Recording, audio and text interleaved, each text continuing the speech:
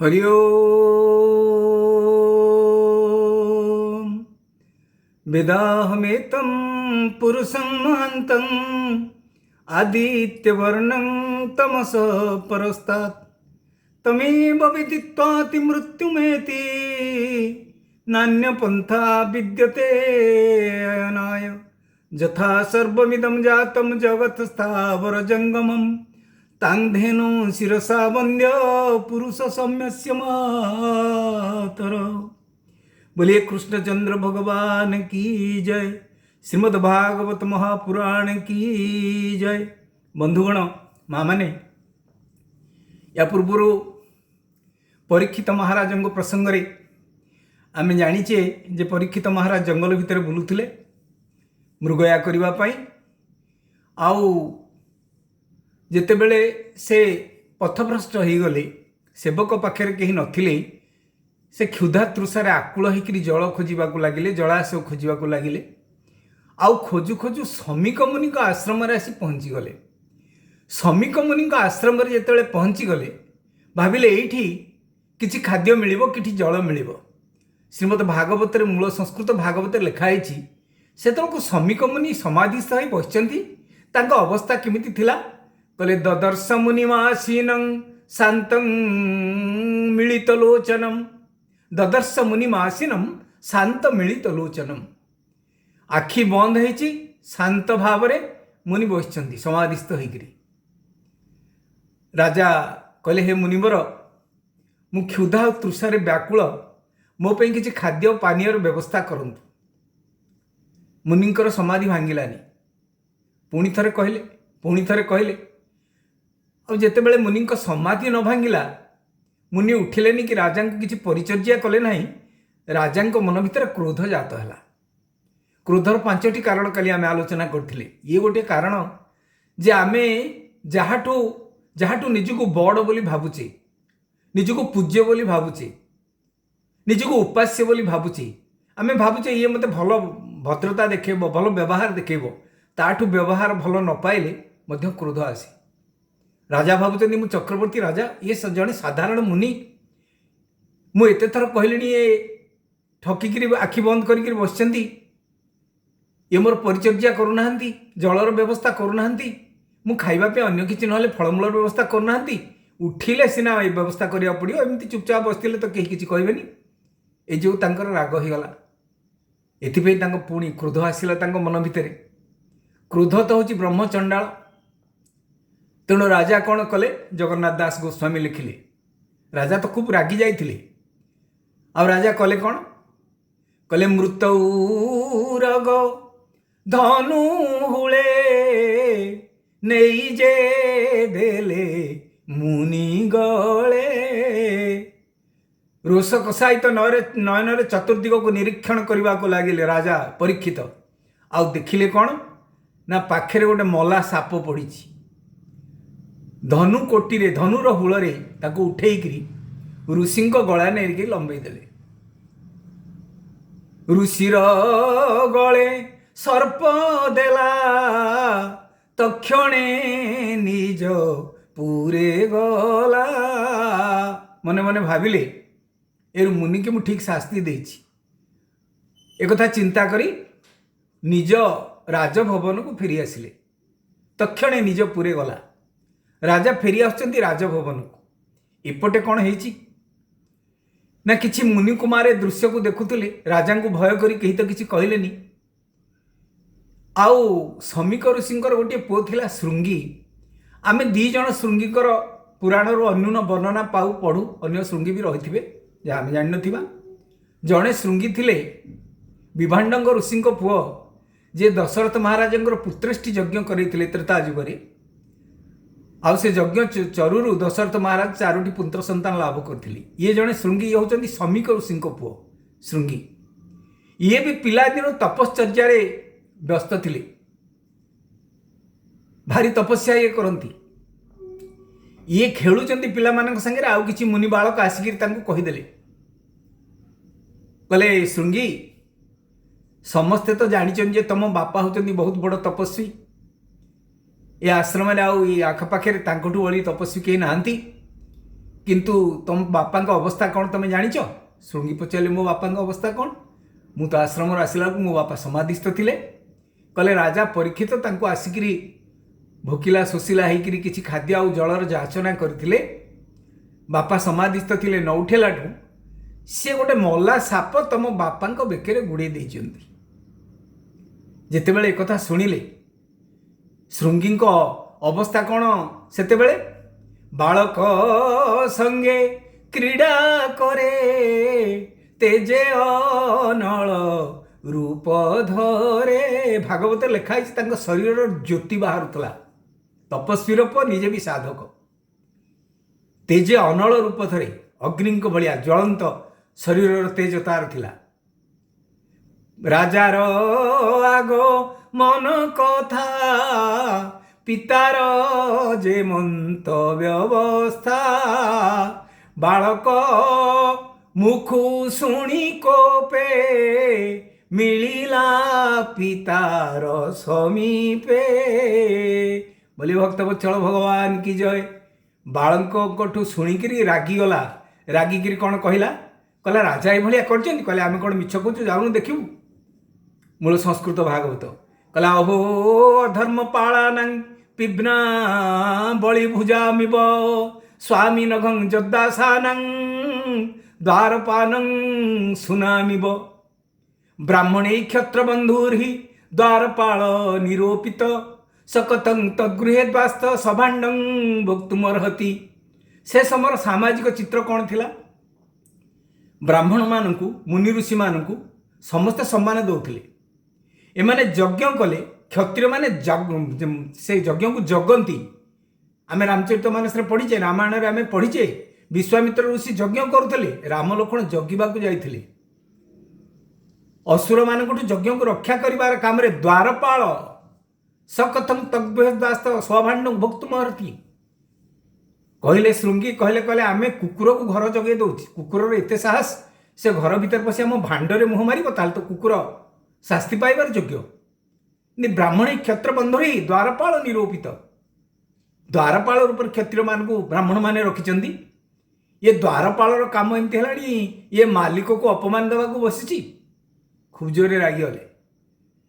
सेठी कौशिकी नदी बही जाउथला। से नदीर जल को धरिले हाथ में आउ धरिकी अस्तगामी सूर्य को चाहिए प्रतिज्ञा कले। कौन कहले? इति लंघित मर्यादम तक्षकं सप्तमे हनि दंखित स्म कुलांगारं चोदितो मे तद्रुहम। कहले जो लोक सीमा सरहद लंघन कर जाइछि जो राजा से कौन करने कथा जानी पारनी। अकर्तव्य करिछि अकर्म करिछि कुकर्म करिछि। निजर मर्यादा को जो राजा उल्लंघन करिसेंती मु ब्राह्मण कुमार हिसाब से आईता को साप दौची। आउ टे सरल भाव में जगन्नाथ दास गोस्वामी कहले रागिकी कौन कहते श्रृंगी? कहले आजु शपथ दिन शेषे तक्षक आसी महारोषे बेगे जीवन तार खाऊ ए पापी संसारे न थाऊ। कहले आज 7 दिन भितर 7 दिन पर तक्षक जो सर्प से मो बापा गलारे लंबे मृत सर्प जीवंत तक्षक नाग आसिक दंशन कर तार मृत्युवरण हम ए पापी संसार न थाऊ। एभलिया पापी संसार बंचिबा उचित नुहे। एभलिया अभिशाप देदेले। अभिशाप देकर आसिले तात्विक दृष्टिकोण आम विचार करवा। भागवत 3टी बालकों कथा कहुई। अधिक बालक अच्छा मुख्य प्रसंग 3 जनक जो भागवत जनक जो भागवत सृष्टि होती आउ 2 जनक जो भागवत आगू बढ़ी। ये प्रथम बालक होती श्रृंगी। ये अभिशाप दे नी तो कौन ना कौन होता से अलग कथा। भागवत सृष्टिर मूल कारण है श्रृंगी। श्रृंगी अभिशाप देले 7 दिन पर तुम मर बोली। आउ 2 जन बालक भागवत आसती जो मानक आम प्रणाम करूँ भगवान परम भक्त थे। जड़े होती ध्रुव जड़े होती प्रहलाद। बोली भक्तवत्सल भगवान की जय। ए 3 बालक जड़े बालक भागवत को सृष्टि कले भागवत कथा को सृष्टि कले आउ 2 जन आगू आगू नेले। बड़ सुंदर चरित्र से मानकर से 2 जन बालकों चरित्र को श्रवण करी अभक्त भक्त हो जाए। भगवान को पाद पद्म मनोनिवेश करदाए अरे एते छोट पिला एते भक्ति करते भगवान को आम कहीं कर एतिनी बालकर विशद वर्णना अच्छी भागवत रे। श्रृंगी अभिशाप सीना देले आउ दौड़ी दौड़ी आसिक देखिले बापा बेकर मला सापटे पड़ी कौन किंकर्तव्य विमूढ़ है कौन करेंगे एभलिया दृश्य को देखी दुखरे फाटीगला हृदय श्रृंगींकर। प्रकृत पुओ सी बापार दुखरे जे दुख प्रकाश करूथो पुओ तो एमती अच्छा बापा जदि दुख कौटी कले कहे ये बाड़े पिला दिने मत भल हो बुढ़ा को ठीक है पुओ भी अच्छा। श्रृंगी केमतिया पुओ थिले कांदुचंदी बापा को देखिकी जिते बड़े कहीं कहीं कांदिले बापा ध्यान भांगीगला। देखंतु भागवत गोटे मोह प्रसंग बहुत जगार अच्छी ये गोटे मोह प्रसंग। राजा एते थर डाकिले ऋषि समाधि भांगिलानी किंतु पुओ निजर आत्मीय आत्मज ये कांदी पकेला राजा भांगीगला समाधि। अवश्य समाधि रु उठिबार बेल हो जाइतिला संध्या ही आसुला कहले पुओ कांदुचु कहीं कौन होइछि तते किए कौन कहिछि ऋषि पचारे आउ जितेबाला श्रृंगी समस्त कथा वर्णना कलापर राजा निज बेक मुनि निज बेक को देखले सापटा पड़ी सापटा को हार कर फोपाड़ी देले। आउ जिते श्रृंगी समस्त कथा श्रवण कले मनर बड़ क्षोभ जात है। देखंतु भारतीय मुनि ऋषि मान मन केमती जड़े लोक मृत साप जड़े राजा मृत सर्प बेकरे गुड़े देइचंती प्रति श्रृंगी क्रोध प्रकाश कले किंतु पिता क्रोध प्रकाश करूना। श्रृंगी अभिशाप देले बोली श्रृंगी की भर्चना कले कहले पुओ तू बड़ भूल काम करदेलु मु जानी से राजा जड़े भक्त से जड़े कर्मयोगी मु परीक्षित मु जानी से जड़े सुशासक से जड़े उत्तम राजा अल्प दोषे तू बालक मोहर मने देलु शोक। राजा बहुत कम दोष करजंती किंतु तू जो दंड राजा को देदेलु मृत्यु दंड देदेलु अभिशाप देदेलु मु बर्तमान शोकाकुल हो जाउची बड़ भूल काम करदेलु पुओ तू जानिचु राजा नथिले राज्यर अवस्था कौन हुए भागवत वर्णना कराइछि कौन हुए राजा नथिले शासक नथिले राज्यर अवस्था चोर डकायत माने मातंती ये जो कथा लिखाई आमर गीतार जो कथा अच्छी जायते वर्ण शंकरा से कथा मध्य भागवत अच्छी राजा न रहिले असत पुरुष स्त्री असत संपर्क सृष्टि होकर वर्ण शंकर जात हे कथा ये लिखाई शासन व्यवस्था भूषुड़ी पड़ो कहीं क्या मानवेनि तू राजा को एमती अभिशाप केमती देदेलु बड़ भूल करदेलु पुओ तू। ये भारतीय मुनि ऋषि मानकर चरित्र दोष करिथिबा लोक को भी उदार हृदय क्षमा कर दियंती तांको दोष को मन भितर नियंतिनी।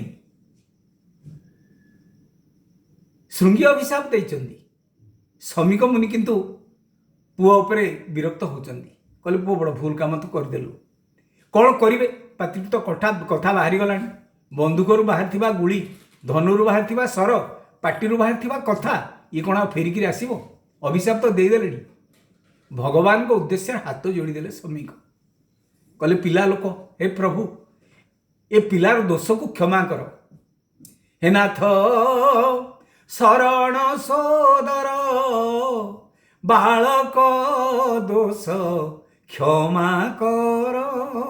देखंतु आदर्श पिता ये आदर्श पुओ हेले बापा अपमान पाइले बोली अभिशाप देदेले पिता केमती आदर्श पुओ को बाड़िया पिटा करना अश्राव्य अभद्र भाषा रे गाली देना भगवान को निकट क्षमा प्रार्थना कर मो पुओ भूल काम कर देछि प्रभु ये बालुत लोक या बयस कम अभिज्ञता कम ये संसार बाबद किसी जानिनी ए बालकर दोष को प्रभु आपण क्षमा कर दियंतु ये बड़ अपराध कर देछि बड़ भूल कर देछि। कहले पुओ राजा ए भलिया धर्मात्मा राजा वर्तमान तांको अवस्था कौन हम से केमती एक कथा जानिबे चिंता करछंदी। श्रीमद् भागवत रे एक कथा लिखा हैनी जे राजा को एक संवाद जणेमा पई किंतु महाभारत और अन्य ग्रंथ रे अच्छी गौरमुख बोली जड़े शिष्य थिले समीकंकर से गौरव प्रधान शिष्य सी समीकंकर गौरमुख को समीक डाकिले कहले गौरमुख राजा तो एक कथा जान नथिबे अभिशाप एठी मो पुओ देदेला राजा तो राजधानी थे से तो कथा जान नथिबे तबे शीघ्र जाओ जाइकि राजा को ये संवाद दे दियो ये पिला लोक जहाँ भूल करछि राजा तो जानतु गौरमुख ये संवाद देथिले अन्य ग्रंथ रे अछि भागवत किंतु अच्छी जे लोकमुखर राजा एक कथा शुणिले। अवश्य राजा एठू गला पर भागवत वर्णना कर राजा गला बाटर बड़ पश्चाताप है कहले मुझे कौन कली गोटे केड़े बड़ भूल काम करी ऋषि बेकर कौन माड़ लंबईदेली सर्पर माड़ कौन लंबईदेली एक कथा चिंता कर नगर में जा पहुँचले आपर ससाहस केड़े धार्मिक राजा थे।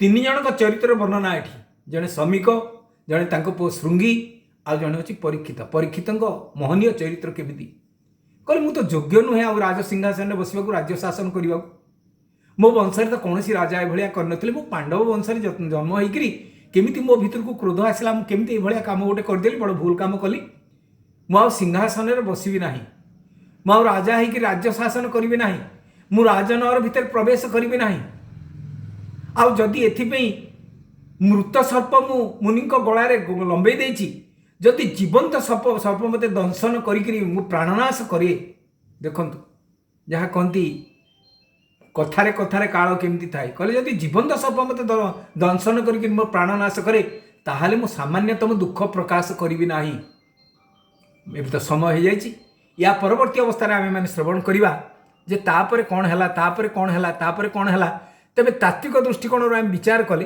कहती साधु सन्त महात्मा महापुरुष मैंने कहती जो बेकरे साप लंबई देले परीक्षित महाराज गलार सापटा को पकेले ये गलार जो साप पड़ा या आउ सातटा छिद्र अच्छी सातटा छिद्र अच्छी माने गोटे मुख गहर गोटे छिद्र दीटा कर्ण दुई नासिका दुई चक्षु दुई ये सातटा छिद्र थिला बोली 7 दिन परीक्षित महाराज बंचिले जदि मुंड उपर थोई था तत्क्षणात परीक्षित हृत मृत्यु हो जाता जदि हृदय उपर पकई था तत्क्षणात हृदय मृत्यु हो जाता बेकर जो पकेले 7टा छिद्र अच्छी बोली 7 दिन के मुनि ऋषि मैंने कहती 7 दिन आ बंचार सुविधा सुजोग सी पाइले जहाँ तत्वज्ञ लोक मैंने तो बहुत प्रकार भागवत को आलोचना करती ये भागवत आलोचना साधारण कथा नुहे तेरे यापर आम आलोचना करवा कौन कौन कौन घटना सब घटला भागवत ग्रंथ केमिति सृष्टि है किए कहला क्या कहला कौन पे कहला केमिति कहला एपर्यंत भागवतर मूल कथा ही चली वर्तमान सुधा नियो ये काम चली कांथ उठिनी छात पड़नी आउ कि लाइट कनेक्शन है पानी पाइप कनेक्शन है किसी है खेल आरंभ हो ये परीक्षित महाराजंकर चरित्र कथा तांको दिव्य चरित्र वर्णना भागवतर सृष्टि इन्हीं शब्दों के साथ जय श्री कृष्ण जय श्री कृष्ण जय श्री कृष्ण।